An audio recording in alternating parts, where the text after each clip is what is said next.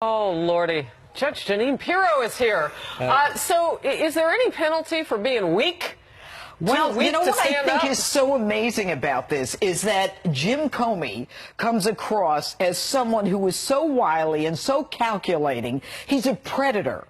He makes the decision that the president is going to lie to him before he even has his first meeting. And so he decides that he's going to start recording or memorizing what was said in their conversations. And then he gets to the point where he says, you know what, I'm going to leak this stuff now. Why is he so comfortable leaking? What is it about his history, his background as a prosecutor? And what I would want to know is he the leaker? Is he the guy who was so comfortable? And the answer to why he didn't leak it himself about the seagulls on the beach and my wife was hogwash. Yeah. It was a distraction. And you know what? He did the same thing just now with the senator. What he said basically was, Lordy, I hope there are tapes. Well, that doesn't answer the question as to why someone else was asked. Does it matter who he leaked it to?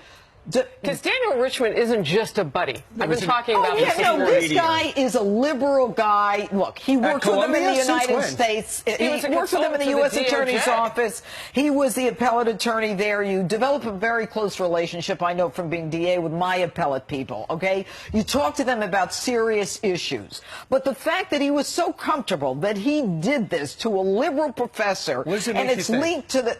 It tells me that this isn't the first time that the guy's leaked. It tells me he's a predator. He was looking to take Donald down, or the president down, excuse me, and what he wanted to do was preserve himself. He is an operator. He is part of the Washington elite. Well, I tell you what, it's interesting, though. Why didn't he leak out, if he did do a bunch of leaking, and some people are saying that, why didn't he leak out the Loretta Lynch stuff last year, where she told him, you know, when he's talking about the criminal investigation into Hillary Clinton, she goes, don't call it an investigation. We'll call it a matter. I am outraged. She was influencing the campaign and the election. I am outraged because this is where the investigations need to go. This is where Senate Intel needs to focus right now.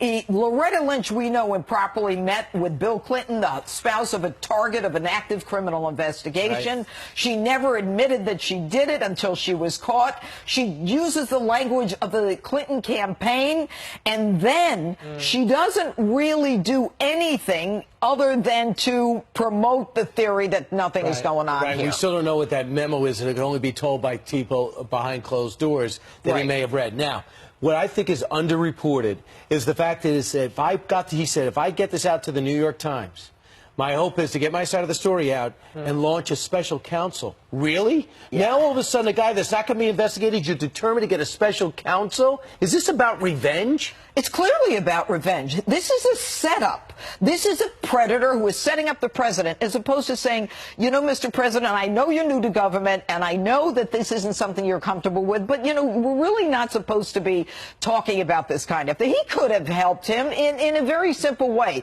He refused to do it. He froze. He was so shocked that Mike Flynn's name was brought up. Jim Comey is not afraid of anyone. Not Captain Courage. Yeah, well, you know what? I love the way he nuanced that one himself. I've got a feeling you got plenty to talk about this weekend. Oh, wait until my open this weekend. All right. Judge, thank you very much.